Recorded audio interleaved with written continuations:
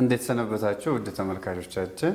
ይህ የሕገ መንግስትና ፌዴራሊዝም ማስተምሮ ማዕከል በየጊዜው የተለያዩ ርዕሶች ላይ አዘጋጅቶ የሚያቀርብላችሁ የአስተምሮ ፕሮግራማችን ነው። ስሜ ተስፋዬ መገርሳ ይባላል። በሕገ መንግስትና ፌዴራሊዝም ማስተምሮ ማዕከል ባለሙያ ዋና አሰልጣኝ ነኝ። ዛሬ አንድ ርዕስ እየላችሁ ቀርብ ያለው የሕገ መንግስት ትርጉም ላይ ጥቂት ሀሳቦችን ሼር ለማድረግ ይዤ መጥቻለሁ ማለት ነው። በብዛት ያው የሕገ መንግስት ትርጉም የሕገ መንግስት ጉዳይ በስፋት ይነሳል።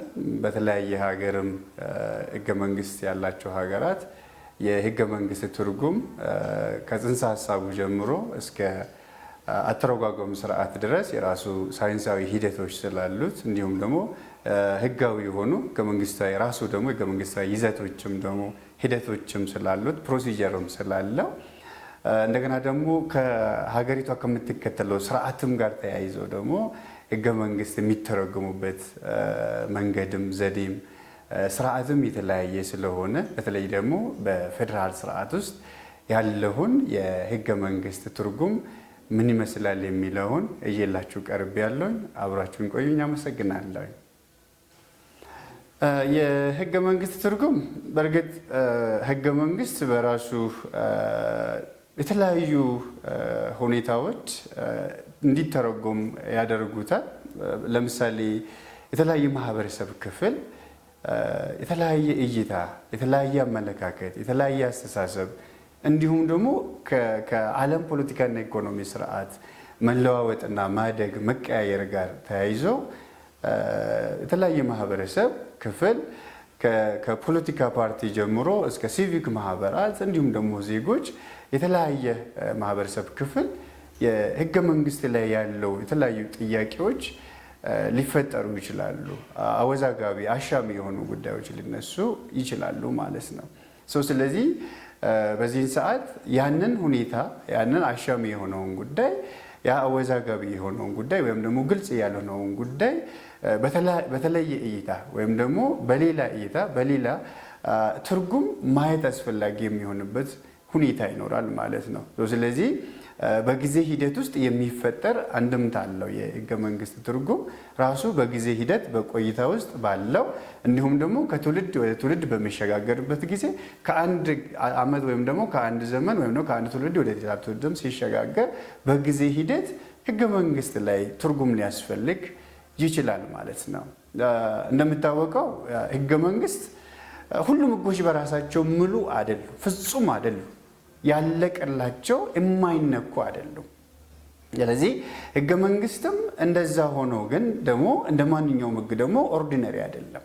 እንደ ማንኛውም ሕግ መደበኛ ሕግ አይደለም። ልዩ ሕግ ወይም ደግሞ ስፔሻል ሕግ በመባል ይታወቃል እንደ ጽንሰ ሀሳብ ደረጃ ማለት ነው። እና ይሄ ልዩ ነው የሚባልበት ወይም ደግሞ ስፔሻል ነው፣ ተራ ሕግ አይደለም፣ መደበኛ ሕግ አይደለም፣ እንደ ማንኛውም ሕግ በየጊዜው በዘፈቀ የሚሆን አይደለም የሚባልበት ምክንያት ራሱ የሕጎች ሁሉ የበላይ ሕግ በመሆኑ እዛ ውስጥ ደግሞ በጣም የያዛቸው ጥቅል ሀሳቦች ስላሉ የፖለቲካ፣ የኢኮኖሚ፣ ማህበራዊ እንዲሁም ደግሞ የጋራ ሴቶች፣ የጋራ መሪዎች ሀገሪቷ ሆና ማየት የሚፈልጉ ዜጎች የሰነዱት እንደመሆኑ መጠን እንዲሁም ደግሞ ለሀገር ግንባታ ጠቀሜታ አላቸው ተብሎ ለሰብአዊ መብት መከበር ጠቀሜታ አላቸው ተብሎ አንድ የፖለቲካና ኢኮኖሚ ማህበረሰብ ለመገንባት እጅግ በጣም አስፈላጊ ናቸው ተብሎ የተስማሙባቸውን የሚያጸድቁበት ስለሆነ ስለዚህ የሀገሪቷ የሕጎች ሁሉ የበላይ ሕግ ሆኖ ገዢ ሰነድ ሆኖ እንደማገልገሉ በዚህ ምክንያት ደግሞ የሕጎች ሁሉ ሕግ ምንጭ ሆኖ መቀጠሉ የሌሎች ደንቦች፣ ሕጎች፣ መመሪያዎች፣ አዋጆች ምንጭ ሆኖ በማገልገሉ ስለዚህ ይሄ ልዩና ስፔሻል ያደርገዋል ማለት ነው። ስለዚህ ይሄንን ልዩ የሆነውን ወይም ደግሞ ይሄ የሕጎች ሁሉ የበላይ ሕግ የሆነውን ትርጉም ማለት ወይም ደግሞ መተርጎም ማለት ምን ማለት ነው የሚለው ሀሳብ ጋር ይወስደናል። ስለዚህ ሕገ መንግስት ትርጉም ስንል ምንድነው? በጸደቀበት ወይም በረቀቀበት ጊዜ በወጣበት ጊዜ ያልታዩ ጉዳዮች ያልተነኩ ጉዳዮች ወይም ደግሞ ግልጽ ያልሆኑ ነገሮች እዛ ውስጥ ቢካተቱ እዛ ውስጥ ቢገቡ ቢጻፉ የቃላቶች ሊሆኑ ይችላሉ፣ የሐረጎች ሊሆኑ ይችላሉ፣ የአረፍተ ነገሮች ሊሆኑ ይችላሉ፣ አንቀጽ ላይም ሊነሳ ይችላል። ብቻ በእንደዚህ አይነት ግልጽ ያልሆኑ ነገሮች ላይ ሕገ መንግስቱ ላይ አሉ፣ ግን ደግሞ የቃላቶቹ የሐረጎቹ የአረፍተ ነገሮቹ ላይ ግልጽ ሆኖ መታየት ሲገባ ወይም ደግሞ ሲያስፈልግ ምን እንለዋለን? ሕገ መንግስት ትርጉም የሚለው ሀሳብ ጋር ይወስደናል ማለት ነው። ስለዚህ ካለው ጊዜ ጋር ካለው ነባራዊ ሁኔታ ጋር ያለው ግልጽ ሳይሆን ሲቀር አሻሚ ሆኖ ሲገኝ እንዲሁም ደግሞ አወዛጋቢ ሆኖ አከራካሪ ሆኖ ሲገኝ ግጭት በመካከላቸው ተፈጥሮ ከሆነ ስለዚህ የዚህን ሕገ መንግስት ቃል የዚህን ሕገ መንግስት ሐረግ የዚህን ሕገ መንግስት አንቀጽ ግልጽ ማድረግ አስፈላጊ ሆኖ ሲገኝ እንዲሁም ደግሞ የቃሉ የአንቀጹ ወይም ደግሞ የአረፍተ ነገሩ ዋናው ሕገ መንግስታዊ ጭብጡ እሳቤው ግቡ ምንድን ነው? ምን ማንሳት ፈልጎ ነው? ስለምን እያወራ ነው? ምን ማንሳት ፈልጎ ነው? ስለምን መናገር ፈልጎ ነው? ስለምን መዘርዘር ፈልጎ ነው?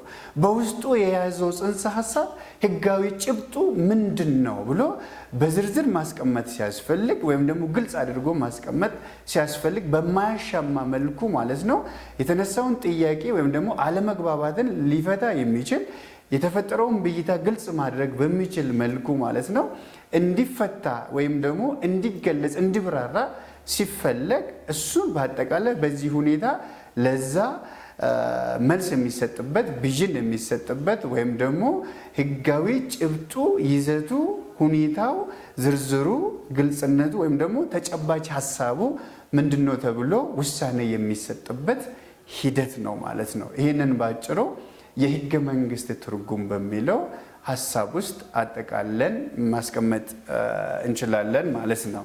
ስለዚህ የሕገ መንግስት ትርጉም በእንደዚህ አይነት ሁኔታዎች ላይ ሐሳቦችን ግልጽ ለማድረግ ክፍተቶችን ለመዝጋት ወይም ደግሞ ለመሸፈን እንዲሁም ደግሞ አለመግባባቶችና ግጭቶችን ለማስታረቅ የሚደረግ ዋናው የሕገ መንግስቱ ጭብጥ ሐሳብ ምንድን ነው የሚለውን ግልጽ አድርጎ ለማስቀመጥ የሚደረግ ውሳኔ የሚሰጥበት ሂደት ነው በሚል ቋት ውስጥ ማስቀመጥና ጽንሰ ሐሳቡን መረዳት እንችላለን። ሕገ መንግስት ለምን ይተረጎማል? መተርጎምስ ለምን ያስፈልጋል? የሚለው ሕገ መንግስቱን ያረቀቀው አካል አንዳንድ ጊዜ በወቅቱ አዲስ ሐሳብ ቢሆን ወይም ደግሞ ሕገ መንግስቱ ላይ የተካተተ ጉዳይ ቢሆኑ እንኳን በጽንሰ ሐሳብ ላይ ክፍተቶች ሊኖሩ ይችላሉ። ከግንዛቤ ሊሆን ይችላል፣ ከሐሳቡ አዲስ ሊሆን ይችላል፣ ከርዕዮተ ዓለሙ አዲስ ሊሆን ይችላል። ስለዚህ በዛን ሰዓት ጽንሰ ሐሳቡን የገለጹበት ርዕዮተ ዓለሙን ያስቀመጡበት ፖለቲካ ሐሳቢውን ያብራሩበትና ያንን ሕገ መንግስት ወይም አንቀጽ ወይም ደግሞ ያንን ቃል የተጠቀሙበት ሁኔታ ግልጽ ሳይሆን ሲቀር በአርቃቂዎቹ ሊሆን ይችላል። በአርቃቂዎቹ በዛ ጉዳይ ላይ የነበራቸው ሐሳብ ክፍተት ሊኖር ይችላል። አንዳንድ ጊዜ ደግሞ ሕገ መንግስቱ ከረቀቀ በኋላ በተለዋዋጭ የዓለም ፖለቲካና ኢኮኖሚ ምክንያት አዳዲስ ሐሳቦች ሊፈለጉ ይችላሉ። ስለዚህ አሁን ካለው ጋር ለማስማማት እዛ ላይ ያለውን ብይታ በማጥራት አሁን ካለው ጋር አስማምቶ ሕገ መንግስቱ መሰረቱን ሳይለቅ ዋናውን ሐሳብ ሳይለቅ ግን አሁን ካለው ጋር አስማምቶ አዋህዶ አመቻችቶ አስታርቆ ለመሄድ ሕገ መንግስት ላይ ትርጉም ሊፈለግ ሊጠየቅ ይችላል ማለት ነው። ስለዚህ ከሁለት ሶስት ነገሮች ጋር ማገናኘት እንችላለን። ሕገ መንግስት ለምን ይተረጎማል ለሚለው አንዱ በዛን ሰዓት የተጠቀሙት ቃልና አረፍተ ነገር ከግንዛቤና ከጽንሰ ሐሳብ እጥረት የተነሳ አሁን ላለው ግልጥ ብሎ ላይታይ ወይም ደግሞ ግልጽ ላይሆን ስለሚችል ሕገ መንግስት ትርጉም ሊፈለግበት ይችላል። ሁለተኛ ሕገ መንግስቱ አክቲቭ እንዲሆን በዛን ሰዓት የተደነገገው አንቀጽ ወይም ደግሞ አረፍተ ነገር ወይም ደግሞ ሐሳብ ወይም ቃል ምናልባት በወቅቱ ሊመጥነው ወይም ደግሞ የወቅቱን ጥያቄ ሊመልስ በሚችለው ሆኖ አንዳንድ ጊዜ ኢንአክቲቭ የሚሆንበት ሁኔታ ይፈጠራል። ስለዚህ ህገ መንግስቱ አክቲቭ ሆኖ እንዲቀጥል፣ ፕራግማቲስት ሆኖ እንዲቀጥል፣ ወደፊት ተራማጅ ሆኖ እንዲቀጥል ከጊዜው ጋር ራሱን እያዋሃደ ልክ በኢቮሉሽን በነገራችን ላይ ህገ መንግስት ኢቮልቭ ያደርጋል ማለት በሂደት ውስጥ በሁኔታ ውስጥ በተለዋዋጭ ዓለም ውስጥ አብሮ እያደገ እየተለወጠ እየተተረጎመ እየተሻሻለ ይሄዳል። ህገ መንግስት መሻሻል የሚለው ላይ ሌላ ጊዜ በሌላ መጣለኝ በርግጥ። ስለዚህ በዚህ ሂደት ውስጥ ኢንአክቲቭ የሆነው አካል ወይም ደግሞ ኢንአክቲቭ በሆነ አጋጣሚ ኢንአክቲቭ የሆነው ያ አንቀጽ ያ ሐረግ ያ አረፍተ ነገር አክቲቭ ሆኖ አሁን ካለው ጋር ወደፊት እንዲቀጥል ለማስቻል ኢንአክቲቭ የሆነውን በትርጉም አክቲቭ ማድረግ ስለሚቻል በዚህ ምክንያት ትርጉም ሊፈለግበት ወይም ደግሞ ሊያስፈልገው ይችላል። ስለዚህ ህገ መንግስት እንዲተረጎም ከሚያስፈልጉት አንዱ እንደዚህ አይነት ክፍተቶች ጥቅል በመሆኑ ያልተለዩ ያልተዘረዘሩ ነገሮች ሲኖሩ እነሱን ነገሮችን በመዘርዘር በመለየት በማውጣት በደንብ በማስቀመጥ ህገ መንግስት ላይ ያለውን አላስፈላጊ አለመግባባቶችን በዚህ መንገድ እየፈቱ መሄድ እንደሚቻል ያሳያል ማለት ነው። ትልቁ የሚያስፈልግበት እሱ ነው። የህገ መንግስት የመተርጎም አይነቶችም አሉ። በባህሪው አክቹአሊ በሶስት መንገዶች ማየት እንችላለን። በሶስት መንገድ ህገ መንግስት ይተረጎማል። አንዱ የህገ መንግስት መተርጎም አይነት ይሄ መደበኛ የምንለው የህገ መንግስት ትርጉም ነው። መደበኛ የህገ መንግስት ትርጉም ማለት ህገ መንግስቱ ላይ የተቀመጠው ሐሳብ ላይ በሚያስፈልገው ጊዜ ወይም ደግሞ ትርጉም መሰጠት አለበት ተብሎ ያሻማው ወይም ደግሞ እንዳይስማሙ ያደረጋቸውን ያንን ጉዳይ ያንን አንቀጽ ወይም ቃላት ያረፍት ነገር ላይ ክርክር ይካሄዳል። ስለዚህ በዚህ ህገ መንግስት ቃል ላይ አረፍት ነገር ላይ ወይም ደግሞ በዚህ አንቀጽ ላይ ተብሎ በትክክል ክርክር በሁለት ወገን እንከዛ በላይ ሊሆን ይችላል ክርክር ተካሂዶበት ህገ መንግስቱ ወደ ትርጉም ሊያመራ ይችላል ማለት ነው። ይሄንን መደበኛ የህገ መንግስት ትርጉም እንለዋለን። መደበኛ ያልሆነ የህገ መንግስት ትርጉም የሚባል ደግሞ አለ። መደበኛ ያልሆነ የህገ መንግስት ትርጉም በብዛት የሚካሄደው በመንግስት አካላት የሚካሄድ ነው። ብዙ ጊዜ የመንግስት አካላት ሆኖ ስራ አስፈጻሚዎች ብዙ ጊዜ የዕለት ዕለት ህይወታቸው ወይም ደግሞ የህገ መንግስቱ መተግበርና ማስተግበር ላይ አፈጻጸም ላይ ማስፈጸም ላይ በጣም የህገ መንግስት ትርጉምን የሚሹ ነገሮች ሲኖሩ በራሳቸው ይተረጉማሉ ሳይሆን ያንን እንደ አውዱ እየተጠቀሙ ተግባር ላይ ያዋሉ እንዲሄዱ መደበኛ ባልሆነ መንገድ ህገ መንግስቱን ኢምፕሊመንት ለማድረግ ማለት ነው ትርጉም የሚያስፈልግበት መንገድ ወይም ደግሞ ያንን ዘዴ ይጠቀሙና መደበኛ ባልሆነ መንገድ ህገ መንግስቱ ተግባር እንዲሆን በተግባር ላይ እንዲውል የመንግስት አካላት ሊተረጉሙ ይችላሉ፣ ሊጠቀሙበት ይችላሉ። ይሄኛው የህገ መንግስት ትርጉም አይነት መደበኛ ያልሆነ ይባላል። መደበኛ ያልሆነ የህገ መንግስት ትርጉም ይባላል። ሶስተኛውና የመጨረሻው ኢመደበኛ የምንለው ነው። ኢመደበኛ የህገ መንግስት ትርጉም ይሄ ኢመደበኛ የህገ መንግስት ትርጉም ብዙ ጊዜ የሚፈጸመው እንደዚህ አይነት ትርጉም የሚከሰተው ፍርድ ቤቶች አካባቢ ነው። ለምሳሌ የንብረት የፕሮፐርቲ ራይት ሊሆን ይችላል፣ የንብረት መብት ሊሆን የሀብት መብት ሊሆን ይችላል፣ የውርስ ላይ ሊሆን ይችላል። የተለያዩ እንትኖች ላይ ክርክሮች ሊነሱ ይችላሉ። ስለዚህ ለእንደዚህ አይነት ፍርድ ቤት አካባቢ ላይ ለሚፈጠሩት አከራካሪ ጉዳዮች አሻሚ ጉዳዮች ፍርድ ቤቶች እዛው በዚህ መንገድ ጉዳዩን በውሳኔ ለመስጠት የህገ መንግስት ትርጉም እችን ዘዴ ተጠቅሞ ህገ መንግስት ትርጉም ላይ ሊሳተፉ ወይም ደግሞ እዛው ተርጉሞ ሊጠቀሙ ይችላሉ። አሁን ለምሳሌ አንዳንድ ጊዜ ፍቺ ላይ ሊመጣ ይችላል። በሁለት ግለሰቦች መካከል በበዳይና በተበዳይ መካከል ሊፈጠር ይችላል። ስለዚህ እንደዚህ አይነት መሬትን፣ ውርስን፣ የተለያዩ ሀብትን በተመለከተ ክርክሮች ሊነሱ ይችላሉ። በተለያየ ዘርፍ ማለት ነው፣ ችሎት ላይ ወይም ደግሞ ፍርድ ቤቶች አካባቢ። ስለዚህ ፍርድ ቤቶቹ በትክክል አውዱን ሳይለቅ ግን ነገሩን እልባት ለመስጠት ወይም ደግሞ ቪዥን ለመስጠት ሊተረጉሙ ይችላሉ። ይሄኛው አይነት ኢመደበኛ የህገ መንግስት ትርጉም አይነት ሆኖ ይገለጻል ማለት ነው። ህገ መንግስት በተለይ በፌደራል ስርዓት ውስጥ በዋናነት ስርዓቶች አሉት፣ የሚተረጉሙበት ስርዓቶች አሉት በዋናነት ማለት ነው። በዓለማችን ላይ ያሉ ሀገራት በተለይ የፌደራል ስርዓትን የሚከተሉ ሀገራት የህገ መንግስት ትርጉም ስርዓቶችን በተመለከተ ሁለት አይነት መንገዶች አሉ። አንዱ ያልተማከለ የህገ መንግስት ትርጉም ስርዓት የሚባል አለ። ሌላኛው ደግሞ የተማከለ የህገ መንግስት ትርጉም ስርዓት የሚባል አለ። ከዛ ውጪም አለ ደግሞ የስዊዝ የህገ መንግስት ትርጉም ስርዓትም አለ፣ እንመለከታለን። ያልተማከለ የህገ መንግስት ትርጉም ሲባል ምን ማለት ነው? እነዚህ ያልተማከለ የህገ መንግስት ትርጉም የመተርጎም ስርዓት በሌላ ዲሴንትራላይዝድ ሲስተም የሚባለው ነው ሀሳቡና በዚህ ውስጥ ምንድነው ያልተማከለ የህገ መንግስት የመተርጎም ስርዓት የምንለው በዋናነት ህገ መንግስትን የመተርጎም ስልጣን ለመደበኛ ፍርድ ቤት የሰጡ ሀገራት የሚከተሉት የህገ መንግስት መተርጎም ስርዓት ነው ማለት ነው።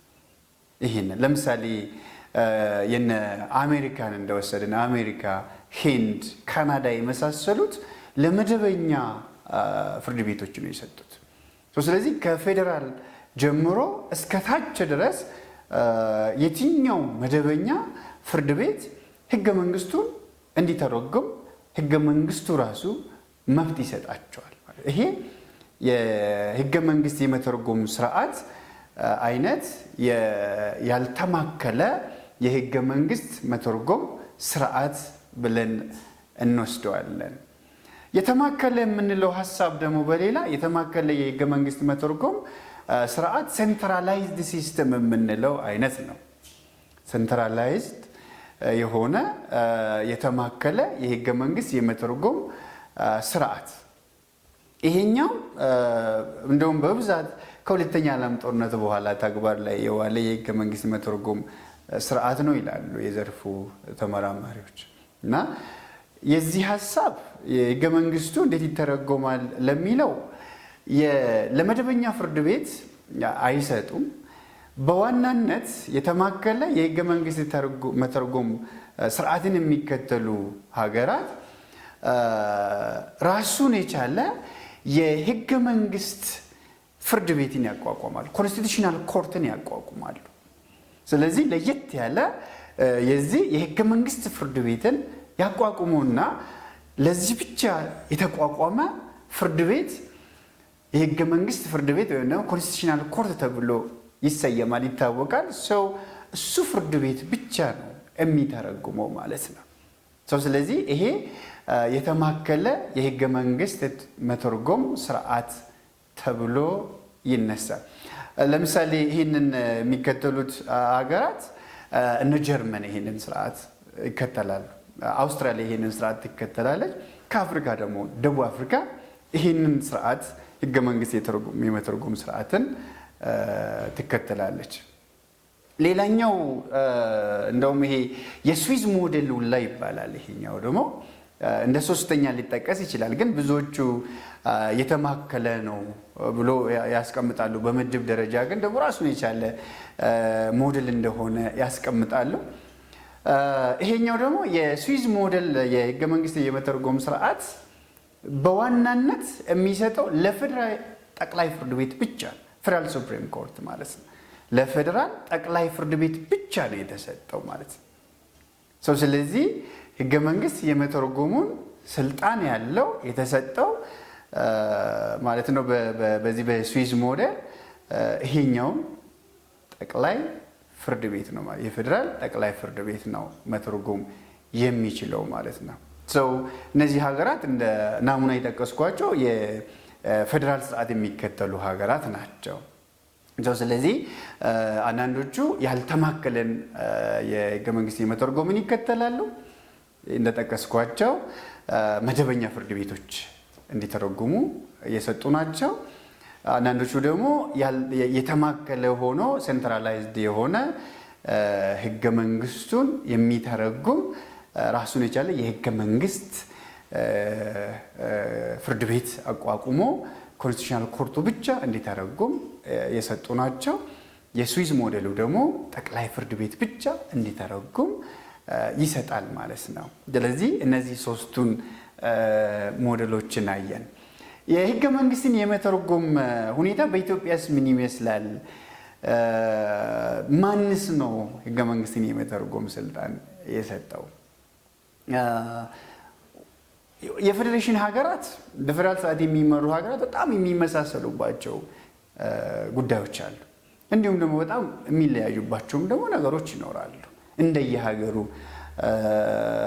ማህበራዊ ውቅር፣ እንደየሀገሩ ፖለቲካ፣ ኢኮኖሚ፣ ማህበራዊ ሁኔታዎች፣ ታሪካዊ ሂደቶች ማለት ነው ሊለያዩ ይችላል። የሚከተሉት የፌዴራል ስርዓት በባህሪው ሰው በጣም የሚመሳሰልባቸው ነገሮች አሉ።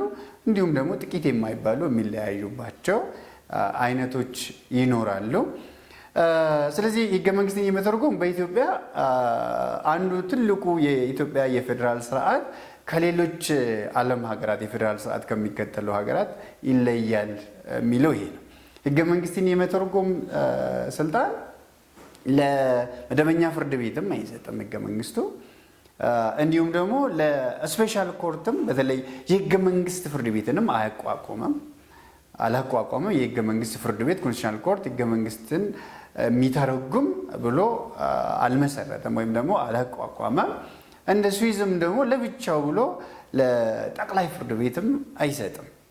የኢትዮጵያ አንዱ ትልቁ የኢትዮጵያ የፌዴራል ስርዓት ልዩ ባህሪ ነው ከሌሎች የሚለይበት የሚለው እዚህ ጋር ነው ማለት ነው። የህገ መንግስትን የመተርጎም ስልጣን የሚሰጠው ለፌዴሬሽን ምክር ቤት ነው። በኢትዮጵያ በህገ መንግስት የመተርጎም ሁኔታን በተመለከተ በፌዴራል ስርዓት ውስጥ የዚህ ትልቅ የፌዴራል ምክር ቤት የሆነው ለፌዴሬሽን ምክር ቤት ነው ማለት ነው። ይሄን ስልጣን ይሰጠዋል። የህገ መንግስት አጣሪ ጉባኤ አለ። እሱ ራሱን የቻለ ኃላፊነት አለው። መንግስት አጣሪ ጉባኤው አይቶ ለይቶ ያስተላልፈው ወይም ደግሞ የሰጠውን ተቀብሎ የመተርጎም ኃላፊነት የሰጠው ለፌዴሬሽን ምክር ቤት። ለምንድን ነው የህገ መንግስት ትርጉም ወይም ደግሞ የመተርጎም ስልጣን ለምንድነው ለፌዴሬሽን ምክር ቤት የተሰጠው? ለገለልተኛ ለሆነው ለፍርድ ቤቶች ለምን አልሰጠም ይላሉ።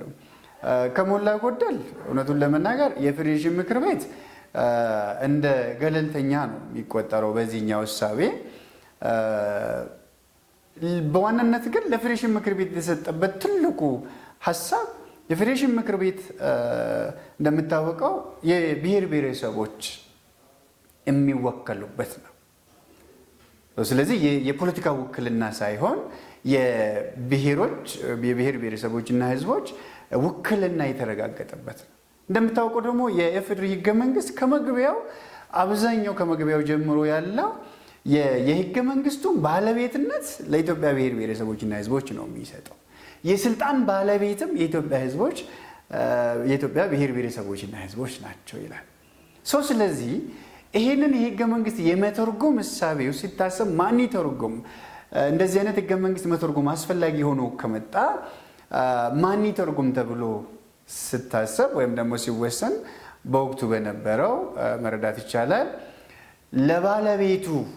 ምክንያቱም እነዚህ የፌዴሬሽን ምክር ቤት አባላት የአካባቢውን ማህበረሰብ የሚወክሉ ከሁሉም ብሔር ብሔረሰቦች የተወከሉ ናቸው።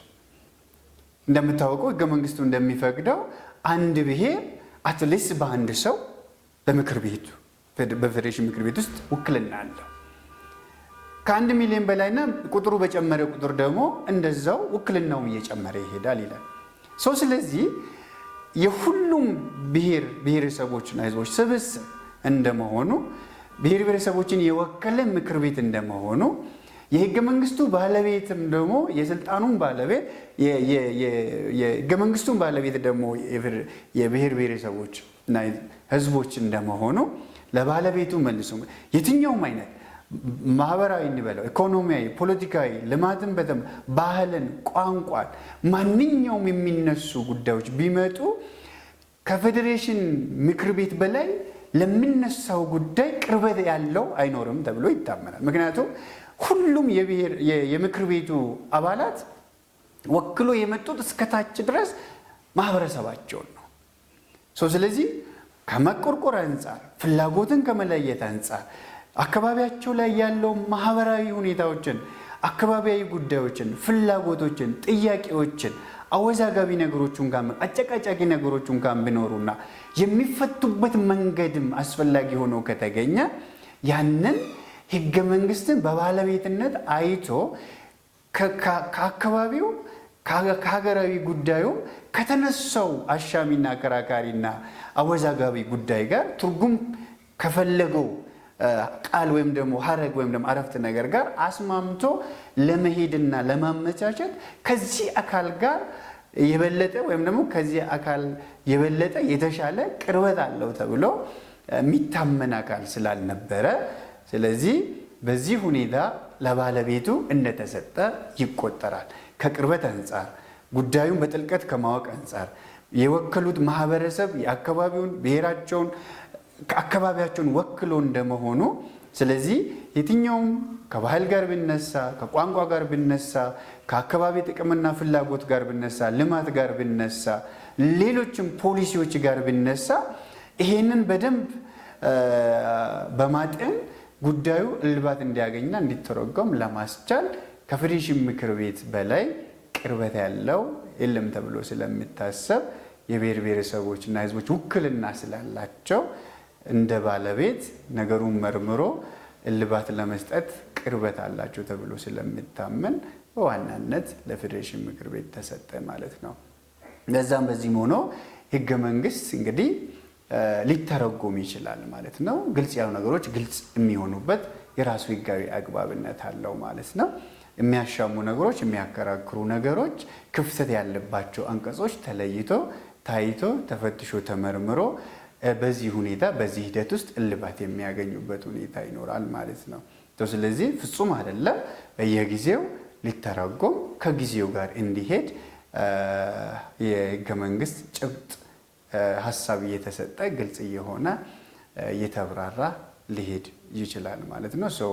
ህገ መንግስት በዚህ ሁኔታ በተለያዩ ሀገራት በተለያየ መንገድ፣ በተለያየ ስርዓት፣ በተለያየ ሞዴል፣ በተለያየ ህገ መንግስታዊ አግባብነት ባለው መንገድ በዚህ ሁኔታ ሊተረጎም ይችላል ማለት ነው። ህገ መንግስት ላንግባባበት እንችላለን። ያልተግባባንበትን በህጋዊ መንገድ ትርጉም እንዲያገኝ ማድረግ፣ ግልጽ ያልሆነውን ነገር ግልጽ እንዲሆን እያደረገን መሄድ እንደሚቻል ከዚህ መረዳት እንችላለን ማለት ነው።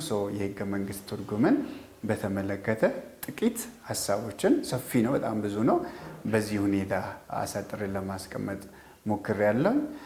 ውድ ተመልካቾቻችን ግልጽ ያልሆኑ ሀሳቦች፣ ሁኔታዎች በዚህ ባቀረብኳቸው ሀሳቦች ላይ ግልጽ ያልሆኑ ነገሮች ካሉ ደግሞ ለማዕከላችን የዩቲዩብም ሌሎች ማህበራዊ ድረገጾች ላይ የገባችሁ ሀሳባችሁን፣ ጥያቄያችሁን ማቅረብ፣ ኮሜንታችሁን መስጠት ይቻላል። ሁሌ ለህገ መንግስታዊነት ለፌዴራል ስርዓት መስፈን እንተጋለን። አንድ ነገር ብቻ ቆይ እንዳትረሱ ፎሎ፣ ሰብስክራይብ ማድረግ፣ ሼር ማድረግ እንዳትረሱ። አመሰግናለሁ።